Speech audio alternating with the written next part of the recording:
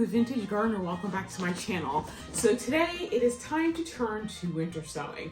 And I know some of you guys have been wondering why you haven't seen any winter sowing videos posted on my YouTube channel. And that is because I'm getting a little bit of a later start this year.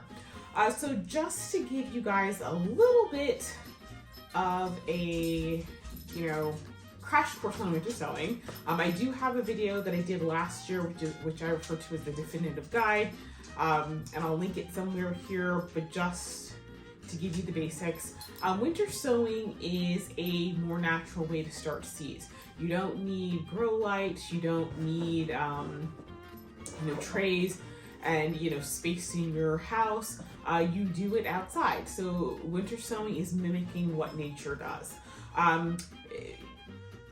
Just so you understand why it works, seeds, they sprout, they grow, the flowers bloom, they set seed and they die, and when they die, that's when they cast their seeds. The reason the seeds don't immediately come up is because seeds have what's known as dormancy built into them. And seed dormancy is basically a set of ecological conditions that must be met in order for the seed to germinate, because obviously you don't want the seed to start germinating, in fall right before winter, because obviously the winter is going to kill them.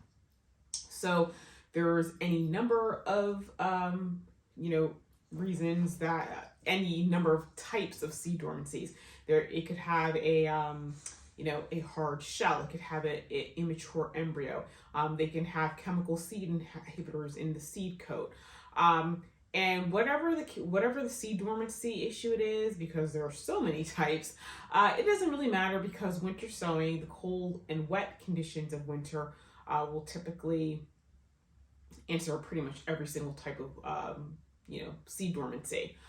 So when it comes to winter sowing, the two types of plants that you want to winter sow, early winter sowing, because I do mine in early and later winter sowing. When it comes to early winter sowing, which is what I typically do in maybe end of December or early January and February, is anything that's a perennial in your zone and anything that's referred to as a hardy annual.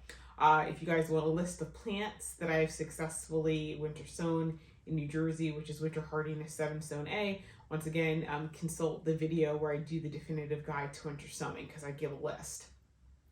Half hardy annuals are things that can take, a light frost, but they can't take anything sustained. And so for those, I usually start those in March. And once again, the other video has a complete list of all the plants that are half hardy. So as you guys know, my preferred, I guess you would say, soil mix, or if it even has soil in it, is Pro Mix BX, because it's got the mycorrhizae fungi in it. This year I'm modifying that. I'm going to mix that plus Happy Frog. If you guys listened to the live I did with Brad a couple weeks ago, I think I told you guys I was going to do bumper crop. For whatever reason, my local garden center had Happy Frog, not bumper crop, and I trialed both Happy Frog and bumper crop, and they had equal results. So it's going to work the same. Happy Frog retains a lot more moisture than the Pro Mix BX, and because this year, according to Farmer's Almanac, as well as the AccuWeather app that Brad told me about, I can tell we're really not going to be getting a lot of moisture.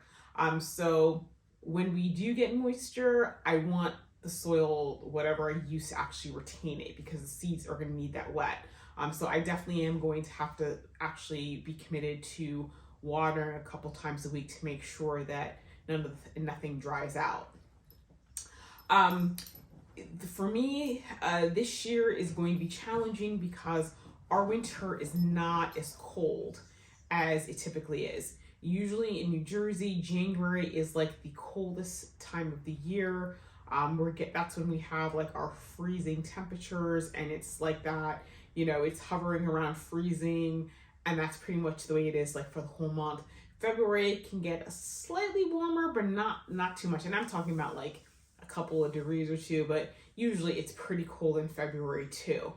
March is when we sometimes start seeing the temperatures start slightly trending up. This is the warmest January I remember having. It's been in the high 40s, 50s. There's one time it even got to 60. I mean, it's literally been so warm sometimes that I've been able to wear, like, for example, the sweatshirt with a puffer jacket on top, a hat, and gloves, and I'm fine. I'm not even wearing a coat. We've had a couple of days where the temperature was freezing, but for the most part, it's been unusually warm. And so my concern is that, there's a lot of seeds that really do, because they need those cool temperatures. I'm concerned that they may not get the chill period that they need. So what I'm going to be doing with some of the seeds is I'm going to be actually putting them in ice cube trays and adding water and freezing them for a couple of days. A couple of days just to make sure that they actually get a solid freeze. I'm not really worried about the ice water, them being frozen, hurting them, because quite frankly, if we had gotten our normal January temperatures, like typically those cups are frozen solid throughout the entirety of January. And so those seeds are tiny, they're on the surface, they're gonna freeze too. So that's what would typically happen. So right now I'm gonna do poppies. I'm gonna show you how I'm doing that. I'm gonna start on some of the foxglove. I'm gonna start. I think I'm also gonna start on some of the larkspur as well. I'm gonna go ahead and start prepping the cups. I did look at the forecast using the AccuWeather app that Brad gave me, and the night temperatures, at least now, are going to be, it seems going to be consistently, they're going to be consistently freezing. Here in New Jersey, I can't speak for anywhere else, but I can tell you here where I live, over the past several weeks, aside from that, that blip in December when we had the polar vortex where it was like, got down to like 3 degrees. There have been a number of nights where the temperature has not gotten freezing. And I'm more aware of it because I have an old house. And so when it gets cold like that at night, I have to use my wood burning stove. And usually at this time of year, I'm using the wood burning stove every single day.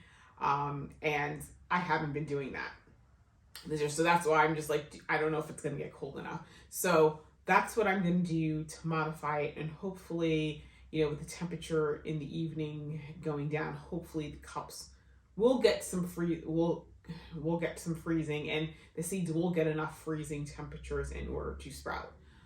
So I'm starting with poppies because last year I didn't really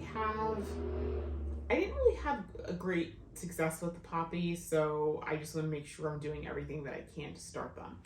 So now that I've talked to you guys about that, let's head on into the kitchen and I'll show you what I'm doing.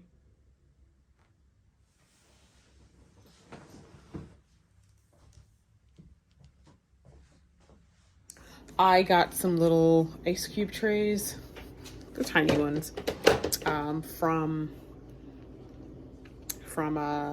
Home Goods.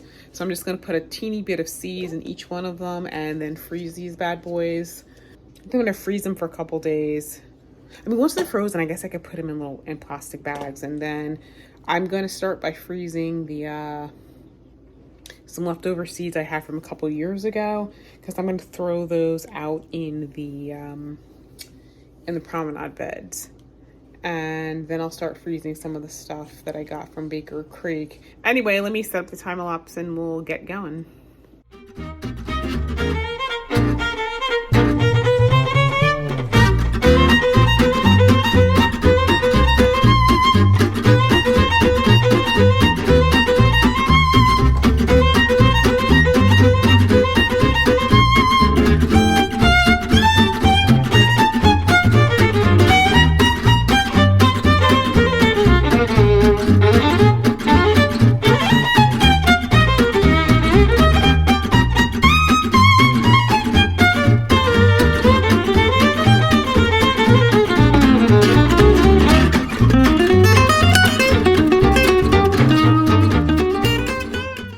Okay guys, so I did the first set of poppy seeds, and I'll have to clean that off, but it seems to have worked. Let's see how it looks here. Nice.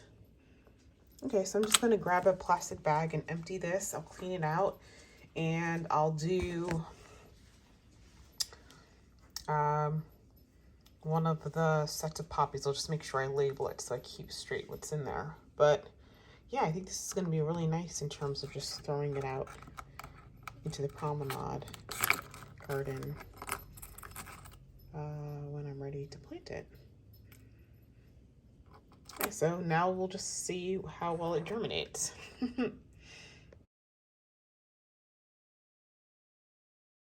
Okay guys, let's not judge my freezer here, but here are some poppy seeds I need to pop out of these trays. I tried this new one that's silicone. It's kind of more, it's got this floppy top. I wasn't sure if it was gonna stay on. It actually did. Those are the Supreme poppy seeds. There really wasn't that many in there, so, you know, I hope that works out all this year. This right here, these are all of the seeds for the promenade. I just threw them all in one bag. That's how I'm storing them. And then I have some other little bags today. Sorry guys, I'll make this quick. This is the lilac pom-pom. You know, I'm just taking them out of the tray so I can, you know, constantly reuse them. Okay guys, so pretty much that's how I'm starting it. I'm going to be working on, I think I've got some packs of blue cups and pink cups. I need to go get some more red cups. Basically, I'm just going to put a tiny little, one of those little ice cubes in each cup. So basically, I think each tray has like 32 in it. So I'm going to start off with, let's see, purple. So that's the purple, red, white, and pink. So yeah, so those are the 4 colors I'm going to start off with. And then while I'm doing the poppies, I'm going to be putting the larkspur in there. And hopefully, you know, I'm thinking with the larkspur, I may, because I know they need darkness, I may actually put a little bit of dirt in there and then add some water to it and then freeze it that way. Just so that, like, for example, when I put the ice cube in, maybe I can just put them like face down so that the dirt's on top, so that when it melts, it kind of maintains the darkness. Anyway, I'm gonna work on, I'm gonna play around with this and we'll see. We're gonna see how this happens this year. Hopefully I have a good year. I don't know, but we'll see.